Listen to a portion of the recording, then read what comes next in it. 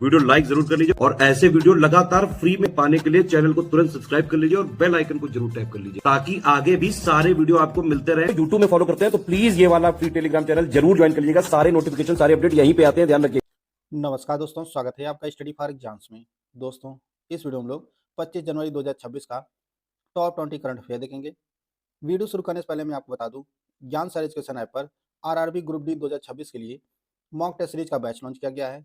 इसमें आपको total 14 exam oriented test series provide की जाएगी, बिल्कुल एग्जाम जैसी, और इसकी जो वैलिडिटी होगी वह एग्जाम तक होगी।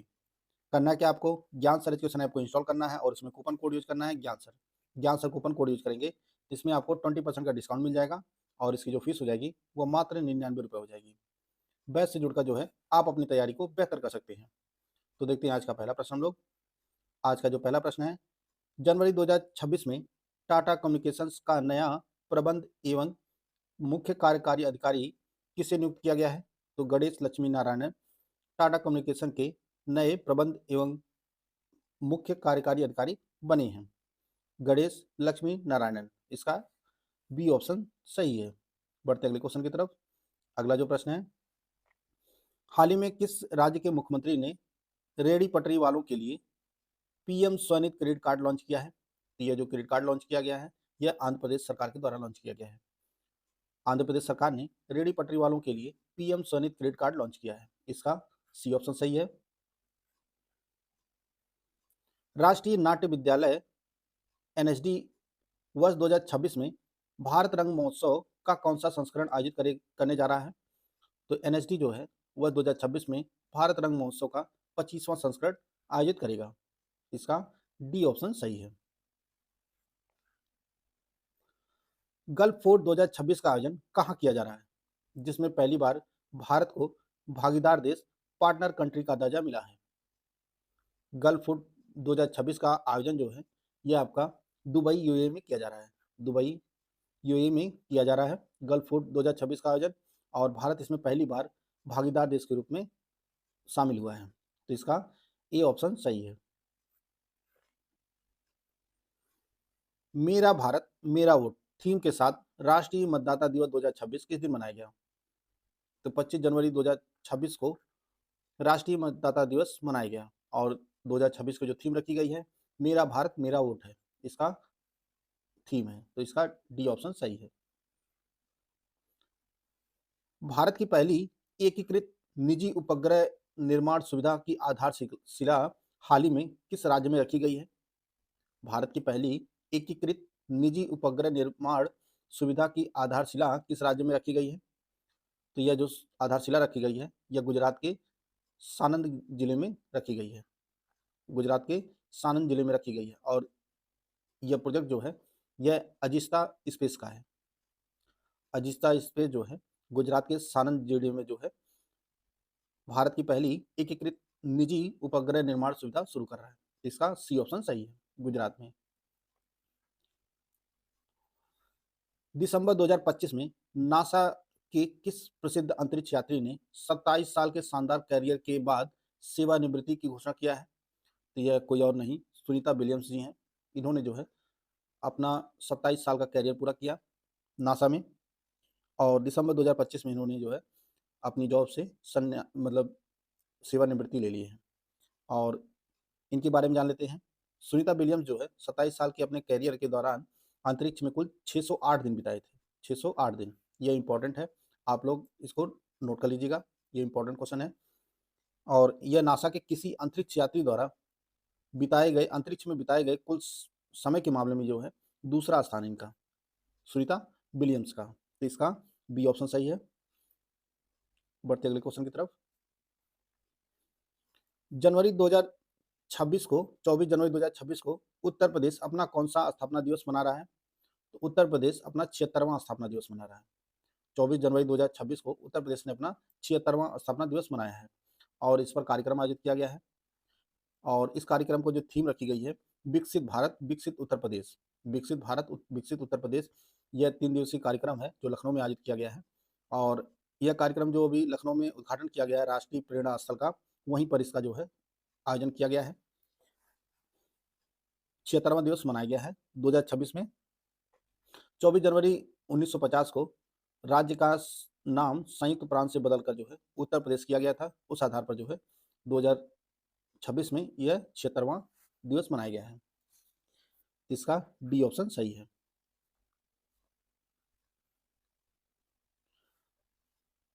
हाल ही में राष्ट्रपति द्रौपदी मुर्मू द्वारा राष्ट्रपति भवन में उद्घाटित ग्रंथ कुटीर में भारत की कुल कितनी शास्त्रीय भाषाओं का संग्रह है?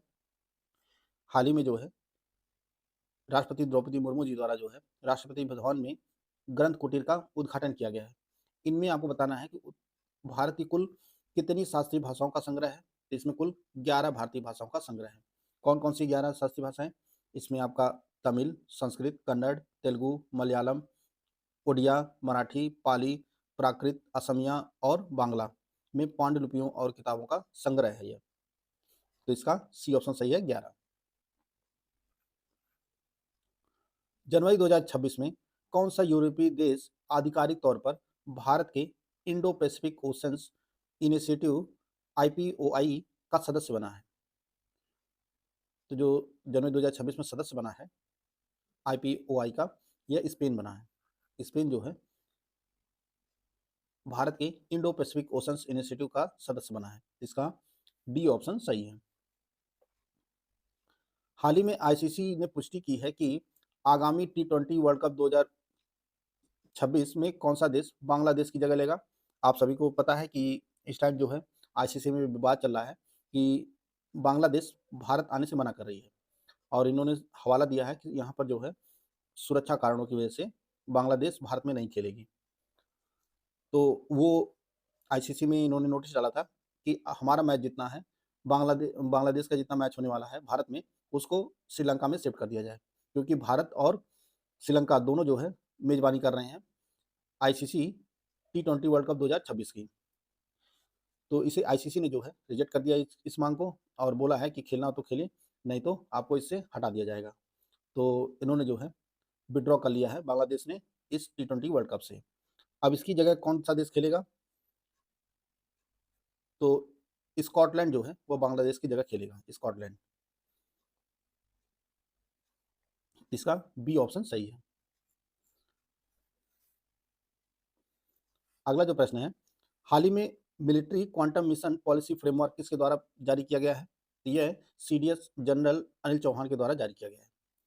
Military quantum mission policy framework जो है यह CDS अनिल चौहान के द्वारा जो है जारी किया गया है और यह भारतीय सेनाओं के तकनीकी एकीकरण के लिए फ्रेमवर्क जारी किया गया है। Military quantum mission policy framework, इसका सी ऑप्शन सही है। दावोस बैठक 2026 में अमेरिकी राष्ट्रपति डोनाल्ड ट्रंप द्वारा प्रस्तावित बोर्ड ऑफ पीस का मुख्य उद्देश्य क्या बताया गया है? आप सभी को पता है अमेरिका के राष्ट्रपति डोनाल्ड ट्रंप ने एक बोर्ड का स्थापना किया है, बोर्ड ऑफ पीस। उसका मुख्य उद्देश्य क्या है? यह वैश्विक संघर्षों का समाधान और मध्यस्थता के लिए जो है यह बोर्ड बनाया गया है। इसका ए ऑप्शन सही है। हाल ही में हिंदुस्तान पेट्रोलियम कॉर्पोरेशन लिमिटेड ने किस देश की national oil company NDNOC gas के साथ 10 साल का LNG समझौता किया है? ये जो समझौता हुआ है यह संयुक्त अरब अमीरात UAE के बीच और भारत की कंपनी है Hindustan petroleum corporation limited HPCL और NDNOC गैस के साथ जो है यह समझौता हुआ है 10 साल के लिए LNG के लिए। इसका सी ऑप्शन सही है। हाल ही में किस विश्वविद्यालय ने भारतीय क्रिकेटर रोहित शर्मा को मानद डॉक्टरेट प्रदान करने की घोषणा किया है?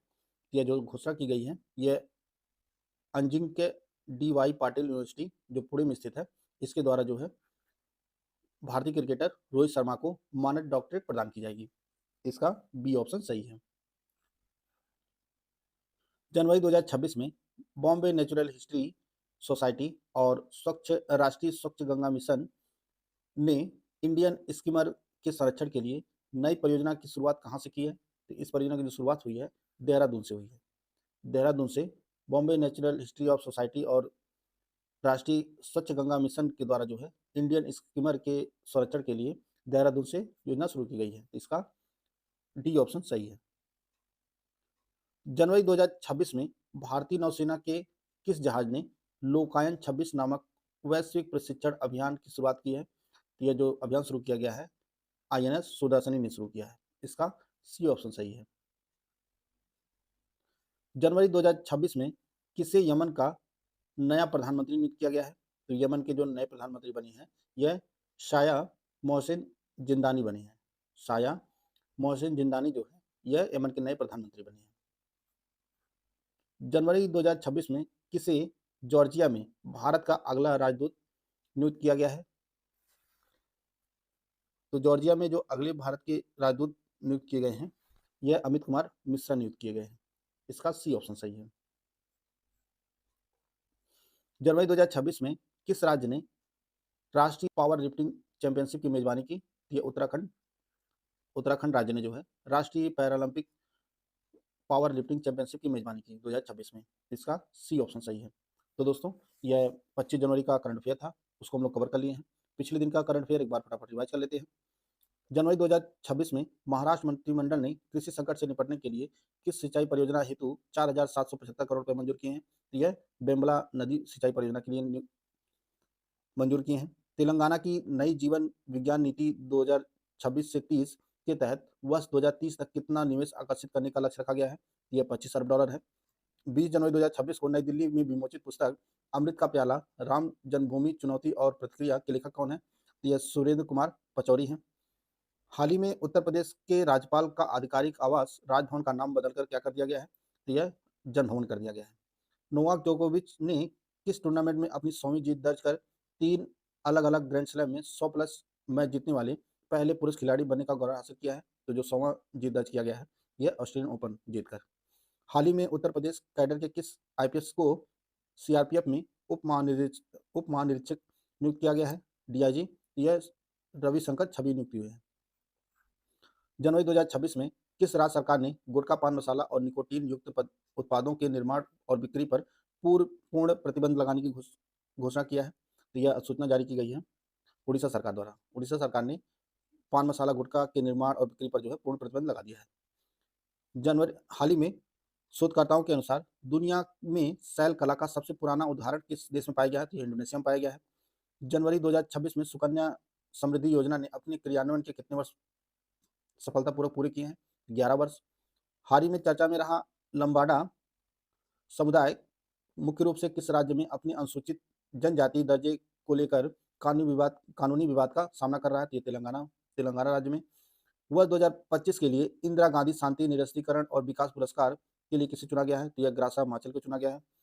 भारत सरकार हर साल 23 जनवरी को पराक्रम दिवस किस महापुरुष की जयंती के रूप में मनाती है? तो यह नेताजी सुभाष चंद्र बोस की जयंती के उपलक्ष्य में पराक्रम दिवस मनाया जाता है। हाल ही में चर्चा में रहा young ambassador of challenge values for a caring community पहल किस राज्य के सरकारी स्कूल द्वारा शुरू की गई है? यह तमिलनाडु में स्थित एक सरकारी स्कूल ने शुरू किया है। हाल ही में वैज्ञानिकों ने भारत के किन 2 क्षेत्रों से एंड फ्लाई की 2 दुर्लभ प्रजातियों मेटाडॉन घोरबदेई और मेटाडॉन रिमेरी की पहचान की है? यह दिल्ली और पश्चिमी घाट में मिले हैं 2 नई प्रजातियां। हाल ही में अयोध्या के रामकथा संग्रहालय को सौंपी गई वाल्मीकि रामायण की पांडुलिपि किस वर्ष की है? 1792 की है। स्वच्छ भारत मिशन शहरी के तहत जीरो फ्रेश वेस्ट डंपिंग हासिल करने वाला उत्तर प्रदेश का पहला शहर कौन बना है? तो यह लखनऊ बना है। अखिल भारतीय फुटबॉल महासंघ द्वारा सीनियर भारतीय महिला फुटबॉल टीम के मुख्य कोच के रूप में किसे नियुक्त किया गया है? तो अमेलिया वाल्वरडे को नियुक्त किया गया है। हाल ही में किसे song writers hall of fame में शामिल किया गया है? यह टेलर स्विफ्ट को शामिल किया गया है। हाल ही में किन 2 राज्यों ने प्रारंभिक बाल्यावस्था देखभाल शिक्षा एवं विकास को मजबूत करने के लिए एक समझौता ज्ञापन पर हस्ताक्षर किए हैं? तो यह उड़ीसा और मेघालय सरकार ने किए हैं। भारत में प्रतिवर्ष राष्ट्रीय बालिका दिवस किस दिन मनाया जाता है? यह 24 जनवरी को मनाया जाता है। तो दोस्तों यह महत्वपूर्ण करंट अफेयर थे जिसको हम लोग इस वीडियो में कवर कर लिए हैं। वीडियो आपको अच्छा लगे तो लाइक कर सकते हैं, चैनल को सब्सक्राइब कर लीजिए। मिलते हैं नेक्स्ट वीडियो में, तब तक के लिए जय हिंद, जय भारत।